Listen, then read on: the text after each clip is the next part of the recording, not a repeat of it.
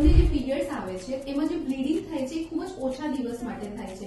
Delayed periods થશે, late periods આવશે, irregular periods થશે. પ્રેગ્નન્સી માટે પ્લાન કરશો તો તમને કન્સીવ નહીં થશે. તમને કઈ રીતે ખબર પડશે કે થિન એન્ડોમેટ્રિયમ છે? યુઝ્યુઅલી સોનોગ્રાફીના રિપોર્ટ દ્વારા ખબર પડી જાય છે કે તમારું જે એન્ડોમેટ્રિયમ છે એના સાઇઝ શું છે, કયા કયા લક્ષણ છે.